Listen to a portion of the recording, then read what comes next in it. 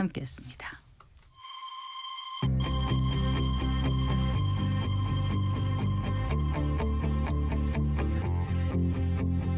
경제 전문가의 원포인트 레슨. 꼭 알아야 할 정보와 이슈를 알기 쉽게 풀어드립니다. 대한민국 경제 고수와 함께 투자의 맥을 짚는 KBS 1라디오 경제쇼. 진행의 성기영 아나운서입니다. 4시 19분입니다. 올해 국내 증시가 좋아서 그랬을까요? 국내 ETF 약진이 눈에 띄었는데요. 지난해 173조 원이었다고 합니다. ETF 자산총액. 그런데 올해 말에 이게 300조 원 돌파를 눈앞에 줄 정도로 투자자들의 관심이 커졌습니다. 물론 수익률이 천차만별이긴 하지만 이제 테마형 액티브 ETF 가운데 반도체 ETF 같은 경우는 뭐 한 해 동안 100% 이상의 수익률을 보였다고도 하는데, 자, 내년에도 이 액티브 ETF의 전성 시대가 계속 이어질지, 정말 많은 그 ETF 가운데 어떤 걸 골라야 할지 자세히 알아보겠습니다. 최상욱 커넥티드 그라운드 대표 스튜디오에 모셨습니다. 반갑습니다. 예, 안녕하세요. 네, 오랜만입니다. 네. 한 2달 정도 되신 것 같아요. 그렇게나 오래됐는지 몰랐습니다. 네, 근데 2달 전만 해도 이제 안전자산, 위험자산 다 오르는 네. 그런 때라서 그때 이제 재테크 포모에 대한 얘기를 잠깐 하셨었거든요. 예, 맞습니다. 그랬는데 그 이후에 좀 변동성도 좀 커지고 좀 계속 AI 거품에 대한 우려의 목소리도 커지고 있고, 네. 그래서 글쎄요, 이제 올해 얼마 남지 않았습니다만 내년을 앞둔 어떤 시장의 흐름, 시계가 좀 불투명하다 이런 생각을 하시는 분들이 많을 것 같아요. 네, 특히 이번 주 들어서는 그냥 AI와 관련한 그런 위기론뿐만 아니라 네. 어쨌든 자산 시장의 경우에는 미국의 영향을 받을 수밖에 없는데, 미국의 그 연준 의장에 대한 지명 불확실성부터 시작을 해서 네네. 이런 것들이 결국은 미국의 장기금리라든가 금리 관련 여러 결정들에 영향을 미치거나 혹은 연준의 독립성 침해 등등 여러 가지 이슈가 또 붙을 수도 있는 부분이다 보니까 네. 경계감이 좀 많은 것 같습니다. 그리고 결국은 미국 경제가 견조하냐 막 이런 것들을 봐야 되는데, 그 데이터가 나올 때마다 그 사전에 경계감이 올라오는 그런 국면이고, 사실 이 모든 것은 많이 올랐기 때문에 생기는 현상이기도 하거든요. 네. 시장이 굉장히 침체되고 저조됐다면은, 그러면은 이런 여러 데이터가 나오더라도 더 이상 나빠질 게 어디 있겠어라는 그런 심리가 조금 있을 수밖에 오를 일만 없는데, 남았다 이렇게 지금은 생각할 텐데 오히려. 너무 오래 좋았다 보니까 맞아요. 그런 소위 좀 뭔가 정리하고 싶어지는 명분을 찾는 것이 시장의 생리인데, 네. 그런 이제 매도의 이유를 찾기 위한 과정들이 반복이 되고 있는 그런 상황인 것 같습니다. 네. 자, 일단 이제 국내 증시를 좀 한번 돌아볼게요. 올해 정말 기록적인 상승을 했다고 해도 과언이 아닐 텐데, 네. 사실 기업 실적이라든가 전체적인 실물 경기가 엄청 막 확 좋아진 거는 아닌데 이렇게 증시가 많이 오를 수 있었던 배경은 뭐라고 보세요? 근본적으로 주식시장은 경제를 이제 실시간으로 대변을 하지는 않거든요. 주식은 기본적으로 12개월에서 24개월의 미래의 이익을 기준으로 현재 주가가 결정되는 성향이 있기 때문에, 올해 뭐 법인 실적이라든가 아니면 이런 게 크게 좋아지는 않았지만 26년에 좋아질 것이 기대가 됐다는 부분이 큰 시세 상승을 만들어냈던 것 같습니다. 네. 그리고 올해 상승도 종합적으로 보면은 이제 상당한 역대 세 번째 강세장이라고 할 수 있는데, 86년 이후부터. 근데 올해도 5월과 6월달 그리고 9월과 10월달을 빼면은 나머지 개월 같은 경우에는 보합이거나 지금처럼 약세장이었거든요. 결국 5, 6월에 올랐던 걸 생각해 보면은 4월에 있었던 관세 관련 불확실성이 좀 해소되는 국면에서 좀 랠리가 있었고요. 그리고 7, 8월에 관세 재지정하고 하는 그런 여러 가지 불확실성이 저희 에이펙 그 회담 말기일에 딱 겹치면서 어느 정도 불확실성이 해소되면서 랠리가 있었는데, 이때는 AI 붐과 같이 맞물리다 보니까 9월, 10월에는 삼성전자 하이닉스 내년도 실적 전망치가 크게 올라가면서 맞아요. 이제 랠리를 했거든요. 근데 주기적으로 24년 7월부터 AI는 선투자 후 회수하는 그런 산업 구조를 갖고 있다 보니까 작년 7월부터 네, 결국은 투자가 늘어날 때마다 미래에 올 현금 흐름이 크게도 느껴지지만, 반대로 지금의 투자 금액이 너무 커 보이면 또 불안하게 사는 심리이기 때문에 24년 7월부터 있었던 거는 주기적으로 약 3개월에서 아니면 6개월 단위로 항상 위기론이 반복이 되었었거든요. 올해도 24년 7월에 세콰이어 캐피탈이라는 데서 AI 관련한 투자로 돈을 어떻게 벌 거냐 이런 얘기를 하면서 작년 7월에 한번 조정이 있었고, 올해 1월에는 중국 시급한 그 AI 파운데이션 모델인 딥시크가 만들어지면서 네. 미국이 주도하는 그런 고설비 투자가 굳이 필요하지 않은 게 아닐까 30분의 1로 할 수가 있는데 네. 이런 생각과 함께 조정폭이 좀 컸었고 네. 4월은 그냥 관세 때문이니까 AI 때문은 아니지만 지금은 다시 AI 과잉 투자에 대한 그런 위기감이 올라오고 있는 그런 국면이거든요. 그러나 네. AI라는 것이 23년부터 시장을 주도하는 테마인데 그냥 언제나 이런 위기 속에 저점을 높이는 형태로 시장이 갔었기 때문에 네. 그리고 한국 증시 같은 경우에는 올해 9월, 10월에 도드라진 거긴 하지만 우리나라 기업이 최근 들어서 증시가 리레이팅된 근본적인 이유는 네. 실적이 올해 좋아진 건 아니고 내년 좋아질 것 같긴 하지만 더 중요한 거는 환율도 그런 방향으로 움직이고 있으나 우리나라가 미국의 정말 제1 밸류체인 국가로서 거듭나는 과정에 있다고 생각을 하거든요. 그동안 우리나라 증시의 지난 한 50년 역사를 보면 네. 80년대 말에 있었던 그 강세장에서는 네. 결국 한국이 중진국에서 그러니까 신흥국에서 중진국으로 올라가는 네. 그 점프가 있었다고 생각이 되고요. 네. 민주화 항쟁이랑 그다음에 민주화를 통해서 시장 전체가 시장주의를 좀 받아들이고 이런 과정에 대해서 리레이팅 됐었던 게 80년대 강세였던 것 같고 그래서 그때는 1년에 60%씩 상승했던 게 3년 연달아 있었고 네. 지수 기준으로 130에서 1000까지 갔으니까 8배가 상승을 했는데요. 이때가 제일 큰 상승장이었고 두 번째는 2004년에서 2007년인데 이때는 중국이 주도하는 성장에 저희가 같이 올라타면서 네. 중국의 밸류체인이 되는 거에 대한 좀 평가가 있었다고 생각이 네. 되고요. 올해 좀 도드라지는 부분은 환율도 엔화랑 똑같이 움직이고 이런 걸 보면은 우리나라가 미국의 밸류체인 국가로서 재평가되고 있다고 생각이 되거든요. 그런 부분에서 아직 뭐 외국인이 우리나라를 적극적으로 산 것은 아니지만 결국 장래에 우리 증시가 일본 같은 그런 선진화 과정에 있고 밸류업 과정에 있다 보니까 네. MSCI 선진화 지수 편입을 포함을 해가지고 그 경로상에 있다고 생각이 되고 이런 것들이 한국의 리레이팅을 만든 것 같습니다. 다만 미시적으로는 아니면 단기적으로는 이런 AI 거품 논란 속에서 한국도 AI 밸류체인 속에 속하는 국가니까 네. 그런 비를 같이 맞는 수밖에 없는 것 같습니다. 네. 그러면 지금 미국발 AI 거품 논란에 대해서는 아직은 우려할 아닙니다. 않아도 이 된다. 얘기는 네. AI 거품 논란은 아마 영원히 있을 겁니다. 왜냐하면 네. 근본적으로 이 산업이 그 과거처럼 그러니까 논란이 지금- 있음에도 불구하고 그냥 이대로 어느 정도 갈 거라고 지금 저는 이제 저는 그 말씀을 논란하는 받아들였거든요. 과정마다 그런 네. 건데요. 논란이 있을 때마다 그 주기에 적응하지 못한 기업들이 항상 도태되는 방식으로 성장을 해왔거든요. 사실 잘 돌이켜 보시면 작년의 경우에도 그 세쿼이어 캐피탈에서 AI 버블 논란이 있었을 때 네. 결국 핵심은 뭐냐면은 지금 이렇게 투자해서 돈 어떻게 벌래 이런 내용이었는데요.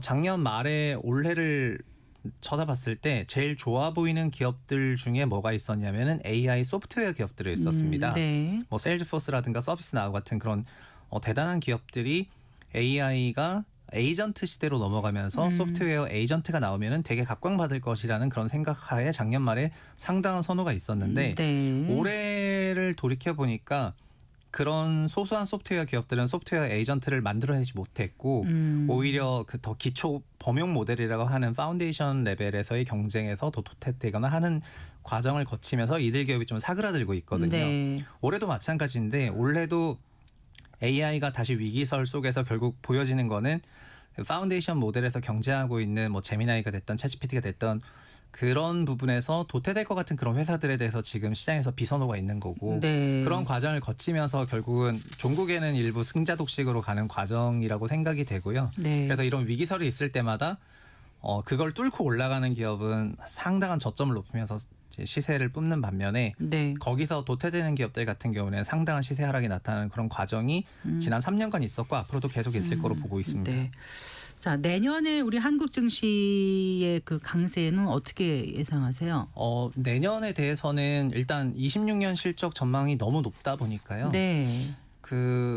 뭐 반도체 2개 회사의 영업이익이 내년에 거의 180조 원 정도 되니까 네. 올해 90조도 안 되는데 그런 걸 생각해 보면은 내년도 이익 전망치는 너무 높은 것 같고요. 그리고 그런 이익 전망치 기준으로 그냥 시장 지수를 바라봤을 때도 그냥 네. 시장이 어느 정도 설명 가능한 그런 수준이라고 생각이 됩니다. 네. 다만 시장은 내년이 되면은 그다음에 내후년을 바라보게 되거든요. 항상 12개월에서 24개월을 바라보는 입장에서 네. 올해 4분기에 26년이 좋아 보이지만 26년 1분기가 된다면은 네. 27년까지도 염두에 두고 이제 그 전망을 하게 되는 건데 그런 부분에서 제가 생각할 때는 이제 너무 먼 기간까지 다 예측할 수는 없지만 내년 1분기 정도를 예상해 본다면은 네. 한국 증시에는 좀 호재가 몇 가지 있는데요. 첫 번째는 올해 증시가 개선된 부분은 기업 어닝이 내년 어닝이 좋아지면서 개선된 건데요.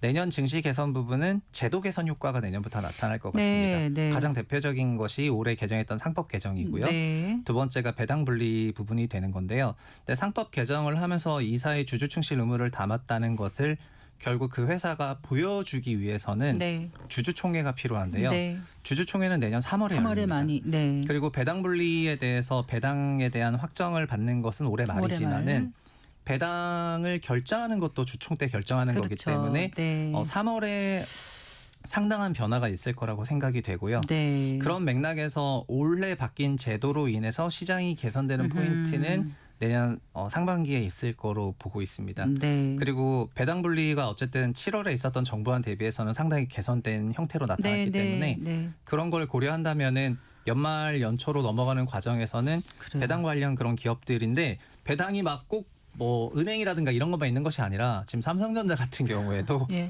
24년 배당 성향이 27%될 정도고 예. 내년에 배당을 조금만 늘리더라도 배당 분리 과세에 해당되는 그런 기업이기 때문에 네. 삼성전자 보통 주든 삼성전자 우선 주든 이런 기업들에 대한 관심이 지금 많이 올라갈 수밖에 없는 상황이고 해서 네. 전체적으로는 26년 기업들의 실적이 좋아질 거기 때문에 네. 25년 결산 실적으로 배당을 못할 이유는 전혀 없어 보이고요. 네. 그러니까 내년에 돈을 못 벌 것 같으면은 올해 번 거를 좀 쓰는데 아깝지만 내년에 너무 많이 벌 것 같으니까 올해 번 거에 대해서 충분히 배당할 만한 그런 상황이 된 것 같거든요. 네. 그래서 연말 연초로 가면서는 배당이 조금 주목받는 그런 시기를 보낼 것 같습니다. 네. 그 지난 시간에도 시간이 부족해가지고 이제 네. 액티브 ETF에 네. 대해서 충분히 여쭤보지 못했는데요. 지금 액티브 ETF 전성시대라고 할 정도로 상품이 정말 다양해지고 있는 것 같은데 맞습니다. 또 자금 유입 속도도 빠르게 늘어나고 있지 않습니까? 내년엔 그럼 어떻게 보세요? 역시 저는 우리나라 ETF가 이번 주 상장한 7개까지 포함하면은 이번 주 상장한 7개네. 총 1,058개가 그렇게 되는데요. 많다면서요. 네, 근데 1년에 200개씩 늘어나고 있으니까 5년 후면은 상장 주식 수보다 더 많아질 거라고 생각을 하고 있습니다. 네. 그런데 외국의 경우에는 이미 더 많아졌긴 하거든요. 그래서 ETF가 너무 많다 보니까 사실 지금 선택이 어려운 그런 시대를 살게 되는 것 같습니다. 네. 그리고 ETF들도 한국 분들은 국내 상장한 국내 기업 ETF도 보지만 해외 상장한 해외 기업 ETF도 보고 네. 국내 상장한 해외 자산을 담는 ETF도 보기 때문에 세 종류를 다 봐야 되거든요. 그래서 우리나라 분들이 생각하는 ETF는 사실상 3,000개가 넘어가는 그 풀 안에서 골라야 되는 거라서 어떻게 골라야 되는 거죠? 굉장히 난이도가 그러니까. 높은 부분입니다. 그래서 저는 ETF를 만들어내는 운용사들이 ETF를 경쟁적으로 찍어내는 거에 대해서는 공감을 하지만은 고객들에게 이게 좋은 효용을 제공하고 있는지는 잘 모르겠거든요. 네. 왜냐하면 사장되는 ETF도 많고 대부분의 ETF는 패시브 ETF이기 때문에 네, 출시 네. 이후에 관리가 아예 안 됩니다. 그렇죠. 네. 그래서 저는 지금 액티브 ETF라고 해서 지수를 약 0.7 상관관계는 유지하지만 네. 이제 30% 정도는 매니저의 재량으로 네, 어느 정도 맞아요. 운영하는 그런 액티브 ETF를 약간 말씀드리고 있는데 네. 근데 여기서 또 지수라고 얘기를 하면은 저희가 제일 친숙한 지수는 한국 기준으로는 코스피 200이고 아니면 코스닥 150이나 이런 대표 지수가 가장 유명한데요. 네. 근데 저는 코스피 200이나 코스닥 150보다 우리가 밸류업의 경로에 있기 때문에 네. 작년 11월에 만들어진 밸류업 지수라는 게 있습니다. 아, 네, 네. 이 밸류업 지수는 코스피 200이 그냥 시총 기준으로 설정이 된다면은 네. 밸류업은 말 그대로 주주를 위한 가치 제고 공시를 한 기업으로 한 번 더 속가는 코스피의 퀄러티 지수거든요. 코스피 200의 퀄러티 지수. 퀄러티 지수라고. 네, 코스피 200 퀄러티에다가 심지어 모멘텀을 가지고 있는 그런 지수라고 볼 수가 있겠습니다. 네. 근데 작년 11월에 나오다 보니까 시기가 애매해가지고 사람들에게 많이 퍼지지 못했는데 네. 밸류업 지수를 베이스로 하는 그런 ETF들이 저는 굉장한 좀 포텐셜이 있다고 생각이 되고 네. 그래서 밸류업 액티브를 이제 여러 운용사들이 만들어서 이제 런칭하고 있는데 그런 네. 상품들 위주로 조금 보시라고 최근 말씀드리고 있습니다. 네. 이런 상품들에서 내년 배당 성장이라든가 네. 아니면 그런 부분까지 다 커버를 할 것 같습니다. 네. 배당소득 분리과세 부분은 시장이 기대에는 좀 못 미쳤다는 반응은 있었습니다. 그래도 여전히 효과가 있다고 보시는 네. 거죠? 일단 7월에는 35%였는데 지금은 100명 빼고 25%니까 그러니까요. 네. 뭐 그걸 감안하면 실질 25%여서 원안보다는 훨씬 개선된 거고요. 그리고 네. 저는 부동산도 같이 보니까 말씀드리자면 이제 더 이상 부동산에서 상업용 건물을 건물 단위로 갖고 있을 이유가 없어졌습니다. 그게 무슨 지금 말씀이세요? 우리나라 그 배당 성향이 25%라는 거는 네. 단기 순이익 100억이면 25억을 분배한다는 건데요. 네. 여기서 10% 올라가니까 28로 올라가고 그리고 타겟은 40% 배당하는 네. 거거든요. 네. 그런데 그 정도로 배당했을 때는 주식을 그치. 갖고 있는 시가 배당 수익률이 네. 어느 정도로 되냐면 2% 후반대에 도달하게 되는데요. 네. 2% 후반대의 시가 배당률은 현재 상업용 부동산을 갖고 있고 보유세와 원리금을 차감한 것보다 유리해지는 구간에 그렇죠. 도달하거든요. 요즘 상업용 부동산은 1%대도 꽤 있는 거죠. 네, 그 상업용 부동산이 그래도 자산 상승에 대한 기대감이 있었기 때문에 네. 그 정도 배당을 갖고 있었던 건데, 근데 배당 성향이 올라가고 그거에 대한 분리과세가 적용하게 되면은 세전으로 아무래도. 훨씬 유리해지는 네. 구간이 되기 때문에 네. 저는 주택보다는 상업용 부동산 쪽 사이드에서 네. 배당 분리과세로 인해서 주시장으로 들어올 거라고 예상을 하고 있습니다. 네. 그래도 이제 그 액티브 ETF 같은 경우에 매달 업종별 그 수익률이 다 이렇게 나오는 거죠. 네. ETF는 다 네. 수익률 공시를 하고요. 네. 각종 비교 프로그램이 있기 때문에 보시는 게 편합니다. 근데 그걸 볼 때 어떻게 봐야 돼요? 그냥- 결국은 네. ETF가 패시브 ETF는 지수를 그대로 추종하는 거기 때문에 그냥 우리나라에 있는 약 한 800개가 넘는 그런 패시브들은 다 지수 추종인데 지수를 다 자기네가 만들어내거든요. 상품을 네, 위해 네. 가지고. 그러나 액티브의 경우에도 그 지수 대비 좀 초과성과 했는지 이런 것들을 중요하게 보시면 좋겠지만 다만 액티브 ETF를 다 설명하기가 좀 어려운데 드리고 싶은 말씀이 이건데요. 지수가 그 너무 뾰족하면은 말 그대로 전반적인 커버를 하는 것이 아니라 네. 뭐 전력 에너지라든가 그러니까 AI 에너지라든가 네. 뭐 이런 것도 다 굉장히 좋은 그런 테마이긴 하지만은 사실은 넓게 보면은 AI 전체 인프라에서는 어떤 미세한 한 부분에 불과하거든요. 그래서 종합적으로 아까 네. 밸류업 지수라는 거는 어쨌든 국내 상장한 대형주 중에서 모멘텀과 퀄리티를 갖고 있는 기업들을 갖고 있는 거니까 그 개별 기업들은 다 성격도 다르고 테마도 다르지만 네. 어느 정도는 검증된 그런 종합적인 지수라는 점에서 좀 넓은 지수를 베이스로 하는 액티브를 선정하시는 게 제일 좋아 보이고요. 네. 그리고 어쨌든 지금은 한국은 뭐 반도체의 나라이기 때문에 네. AI와 반도체라는 그런 큰 두 개의 축 정도가 네. 이제 본인들 포트폴리오에서 가장 큰 비중을 차지하시는 것이 좋을 것 같습니다. 액티브하고 그냥 패시브하고 어느 정도 비율로 보통 가져가라고 권하세요? 저는 그냥 반반하라고 합니다. 아, 그래요. 네. 그 요즘 그런 얘기 하잖아요. 다이소식. 그거는 이제 액티브, ETF가 ETF 너무 갖고 있는 수천 분들. 개가 되다 보니까 네, 네. 이것도 좋아 보이고 저것도 좋아 보여가지고 다 사다 보면은 다이소가 되는 건데 그럴 거면 그냥 지수 기반 ETF 차라리. 한 개 사는 거랑 거의 똑같거든요. 네. 그래서 그런 식으로 대응하셔서 ETF 숫자나 종목 수가 너무 늘어나는 거를 오히려 방지하는 것이 좋은 매니지먼트 방법론입니다. 네, 알겠습니다. 잘 들었습니다. 고맙습니다. 감사합니다. 네. 최상욱 커넥티드 그라운드 대표와 얘기 나눠봤습니다.